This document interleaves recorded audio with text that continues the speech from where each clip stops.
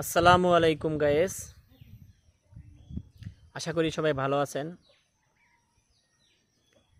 আজ কিছু কথা বলতে চাই আপনাদের মাঝে। আশা করি আপনারা উপকৃত হবেন।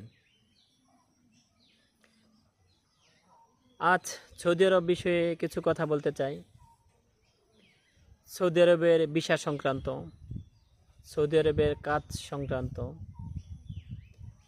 কেমন বিষয়ে গেলে, কিভাবে গেলে আপনারা উপকৃত হবেন, কেমন কাজ করলে আমাদের বাংলাদেশিদের জন্য সুবিধা হয়, কোন কোন কাজগুলো কোন কোন ক্যাটাগরিতে গেলে ভালো হবে, সে বিষয়ে কিছু কথা বলতে চাই। আমি প্রত্যেকের উদ্দেশ্যে বলবো, যারা সৌদি আরবে যেতে চান, সৌদি আরবে যাওয়ার জন্য ইচ্ছুক, তাহলে আপনারা সরাসরি ডেলিগেটের মাধ্যমে সৌদি আরবে যাবেন। আর যদি ডেলিগেটের মাধ্যমে আপনারা না যান, তাহলে আপনারা প্রতারিত হওয়ার সম্ভাবনা 90%। কারণ সৌদি আরবের ভিসাগুলো বেশিরভাগ ভিসাই সাপ্লাই হয়, শতকরা 5-10% ভিসা ডাইরেক্ট কোম্পানি হয়, যেগুলো ডেলিগেটের মাধ্যমে লোকজন নিয়ে যায়। আর যেগুলো পোস্টিং ভিসা হয়, ওগুলো সবগুলোই সাপ্লাই হয়, দু একজন ভালো হয়, আর সবারই সাপ্লাই হয়।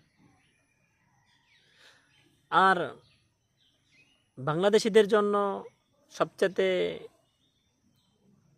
কঠিন কাজ হলো যেমন কনস্ট্রাকশনের কাজ।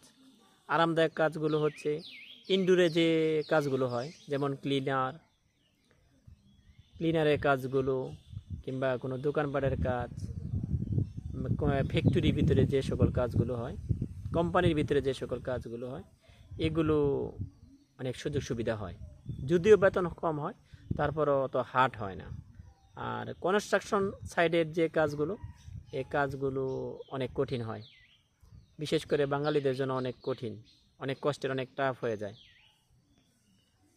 এভরিওয়ান, আপনারা যদি কখন আপনাদের কোনো কিছু জানার ইচ্ছে থাকে বা আগ্রহ থাকে, আপনারা নক করতে পারেন কিংবা কমেন্ট করতে পারেন।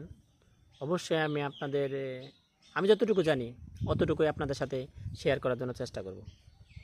আসসালামু আলাইকুম।